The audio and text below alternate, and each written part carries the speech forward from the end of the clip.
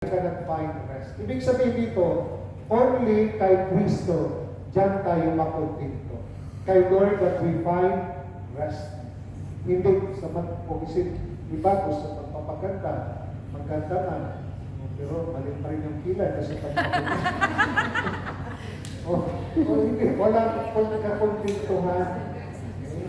So only the Lord that we can find rest. Siya lamang. Ibig sabihin, kung siya yung kapahinga natin, yun ang ating kahanapin yung relationship sa Kanya, spiritual. That's why sabi nga dito sa ikalawang pagbasa, you are not in the flesh. On the contrary, you are in the Spirit. If only the Spirit of God dwells in you, whoever does not have the Spirit of Christ does not belong to Him. Okay? So, yung ating palang pahalagahan, yung ating hahanapin, pagsikapan, yung ating spiritual na pamumuhay. Of course, importante yung temporal. Kung nagtrabaho tayo, para may mairinig. Pero ang number one na hanapin natin, yung ating spiritual relationship kay Lord. Kasi yun ang magbigay sa atin ng contentment. Dahil ang destination natin, ang purpose natin sa buhay, na magkaroon tayo ng buhay na walang hanggan. Yun ang dapat makita natin habang naglalakbay tayo sa mundo ito. Sana hindi mawala yung purpose natin. Babalik tayo kay Lord. Ang purpose natin, yung buhay na walang hanggan. Diba? Kasi pag nandito tayo sa mundo ito, parang wala kang purpose sa buhay. Walang meaning ang buhay. Diba yung kanta ng asin? Nakita mo na ba ang mga bagay na dapat mong makita? Nagawa mo na ba ang mga bagay na dapat mong ginawa? Kalaga ng tali sa paa, imulat na ang iyong mga mata, kay sarap ng buhay, lalo na't pag-alam mo kung saan papunta.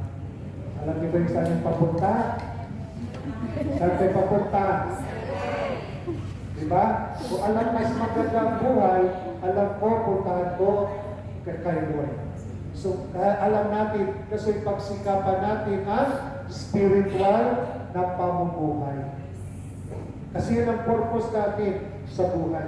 Kasi importante nga, kung alam natin papunta kay Lord, dapat magpakumbaba tayo, pakinggan, sundin si Lord.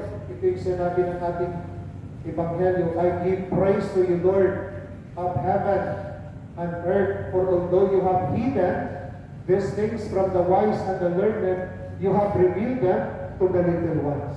Na yung mga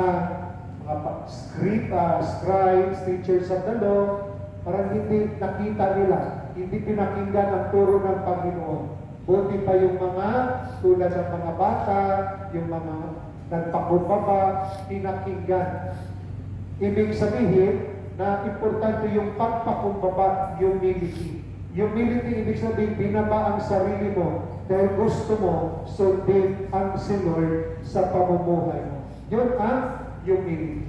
That's why pag binaba natin ang sarili, ito ay kapahingahan, a form of rest. That's why iba, talagang hindi, no? Hanggang ngayon, wala pang rest dahil masyadong ma-pride, hindi nagpapatawad, hindi nag-reconcile. So sila mismo ay napapagod. Pero kung nagpakumbaba tayo, binaba ang sarili at sumunod sa kay Lord, nagpapatawad, magpapahinga tayo. Diba? So yun ang ibig sabihin, humility. Kung walang humility, talagang pagod na pagod. So, gusto ni Lord na masarap ang buhay. Gusto ni Lord na meron kapanatagan ng buhay sa pamamagitan na pagpakumbaba. So, binaba, ibig sabihin ng humility, binaba ang sarili mo dahil gusto natin sundin si Lord. Diba? Anong sinabi ni San Juan Bautista? He must increase, si Lord daw must decrease, I must decrease. Ang sarili, ang pride, ibaba. Kahit kung ma-pride tayo, ay hindi ka makapahinga. Kasi higit ka. Ma-pride ka. Kapitahe mo, may bagong flat TV. May pride ka, may flat TV. Bili ako, padala ako dyan. Ang pride. Ma, may bagong tricycle. O, bibili tayo, bibili. Gaya-gaya. Bibili tayo kasi ma-try. Magpakumbaba ko. Kung wala, yun wala. Amen. Diba? Ma, yung ano pa, kapitbahay natin, ma, may kabit.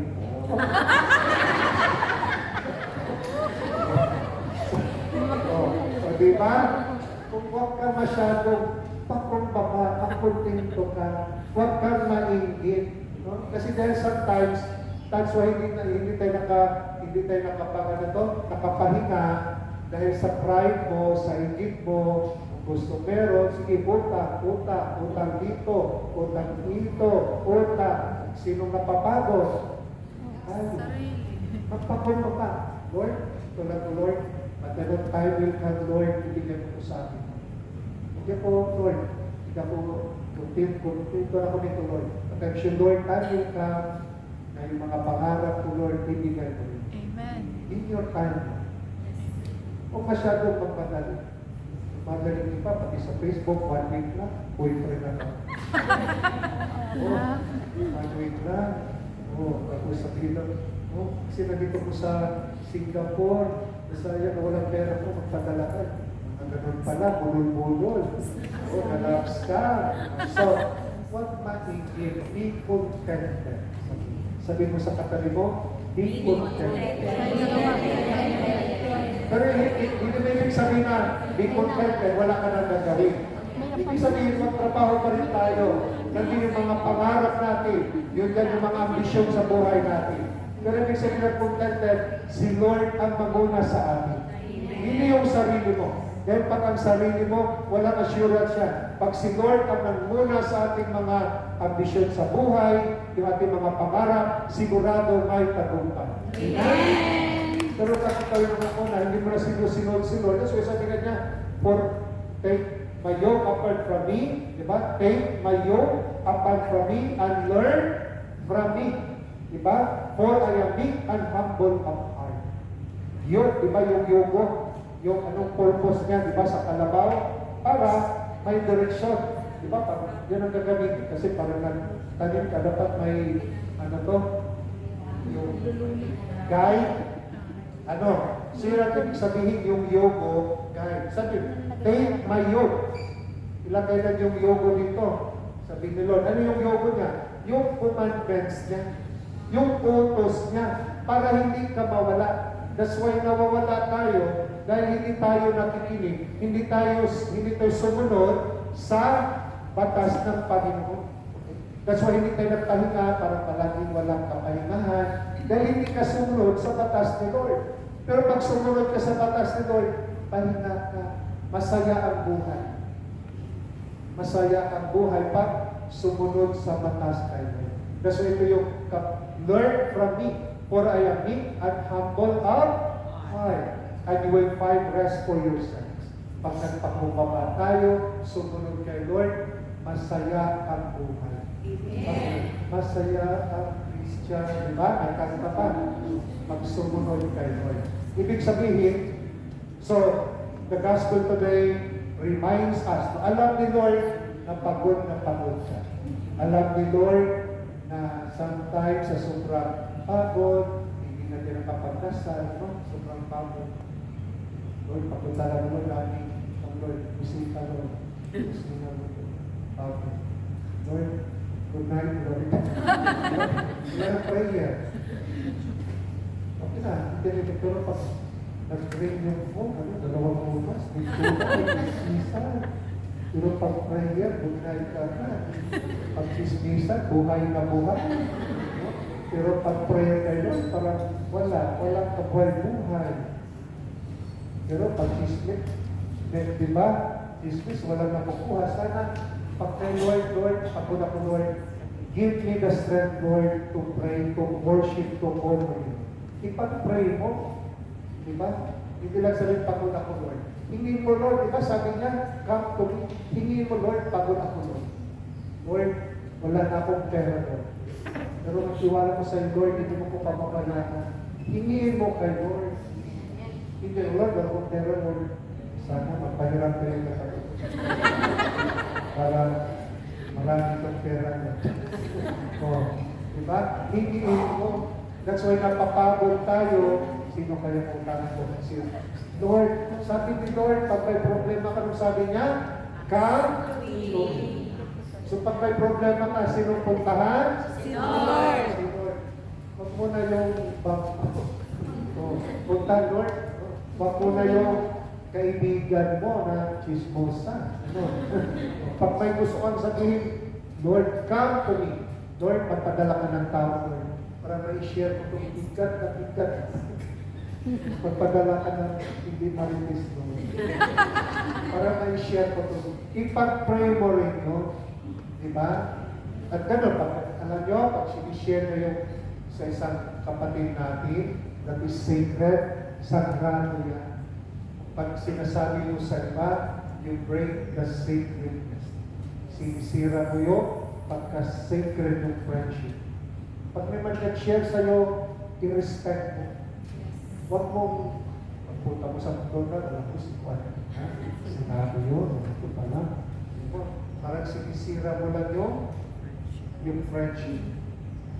But then, we have to be, that's why sabi ni Lord, hindi pa dahil napapagod na, may gustong sasabihin, pero nagtatakot, baka i-chismis. Sabi ni Lord, dito ka na lang anak sa akin. But we are part of the body of Christ, gagamitin din tayo ni Lord. Kasi mahirap, lalo na tayo, migrante, gusto kong i-share, may sasabihin. Alam nyo, magaan pag sinishare mo sa kapwa, diba? Parang gumagaan. So yung gusto ni Lord, ginagamit din tayo ni Lord bilang kanyang katawan na punta ka sa akin, sister. And Lord, na pinakal siya tayo. Hindi na namin i-chismis niya. So yan, sagrado yan. Nas through you, napagaan yung kanyang damdamin. Pero pag sinasabi mo sa iba, narinig niya, lalo times 2, bumibigat. Ngayon, parang pinahirapan mo yung kapatid natin.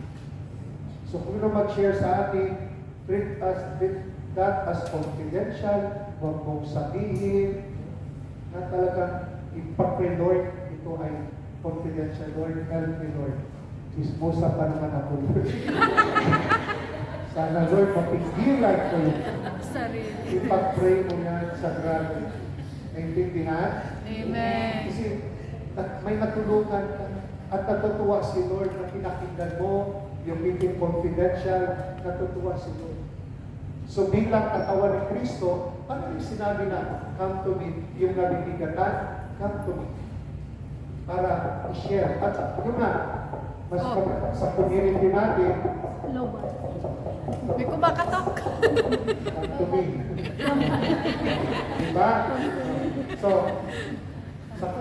sa community natin, no, na sana bilang migrante magtulungan tayo. We have to ease the burden of each other. Lahat tayo may mga dalasan.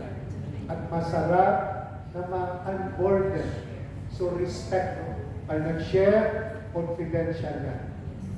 Huwag kung sabihin sa iba.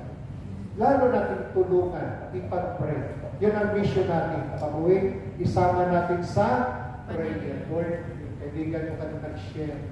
Bigat. I pray for yung kasamahan ko. So, in that way, napagaan. We find rest. Imagine maganda sa community, pag natutulungan, then we can give rest. We can give hope to our brothers and sisters. So in this Mass, we thank the Lord. Thank the Lord na siya yung ating kapanatagan, siya yung ating kapayapaan, He is our rest. Siya yung number 1. So huwag matakot, through prayer. Pag nabigatan, pupunta kay Lord, magdasal. Amen. Let us all stand, profess